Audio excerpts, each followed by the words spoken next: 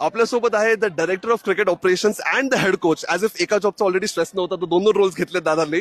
But tell me, शेवटच्या ओव्हरमध्ये जे almost earn ball हवा होता त्यात तुम्ही काही मेसेज पास केलात का टीमला मध्ये? मेसेज तर काही पास केलेला नाही, बिकॉज आम्ही त्या कॅल्क्युलेशनने चाललो होतो की अनुजा लास्ट ओव्हर टाकेल बरोबर. आणि कॉन्फिडंट होतो आम्ही तिच्या ह्याच्याबद्दल की ती 6 बॉल न उरून देणार नाही, हे आमचं हे होतं. तेवढं तुम्ही शुअर होतात, बट एका पॉइंटला 3 बॉल्स मध्ये 3 आलेलं, तेव्हा सुद्धा शुअर होतात की शील पुल इट ऑफ? नाही, थोडंसं हे झालेलं, बट तिथं प्लॅन होता की ती विकेट पडलेली, तर माहित होतं की अनुजा तेवढी एक्सपिरियन्स्ड आहे की तिला काय करायचं ते माहित होतं. एक बॉल खराब पडला आणि त्यामुळे एवढ्या मे बी 5 to 6 रन्सने आम्ही जिंकलो असतो.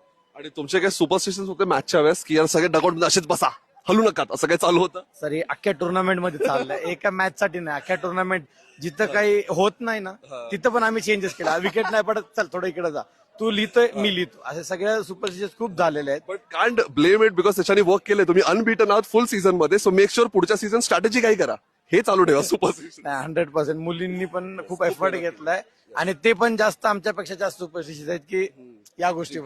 बट आम्हाला त्याचा काही फरक नाही पडला, बिकॉज आम्ही 6 गेम अवे ड्रेसिंग रूमला खेळलोय, पण 7वा गेम आम्ही फायनल इथे घेतला आणि ते जिंकून दाखवलं. जिंकलाय तुम्ही. आणि लास्टली सोलापूर स्मॅशर्स यांनी एवढा छान गेम केला, you know, it was a worth of a final, worthy of a final, त्याबद्दल काय म्हणणे?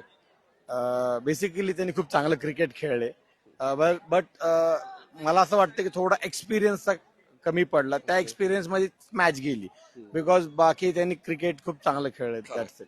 Wish you all the luck आणि थँक्यू सो मच. आम्हाला ॲज व्ह्युअर्स खूप छान अदानी WMPL बघायला मिळालं. Thank you so much. थँक्यू.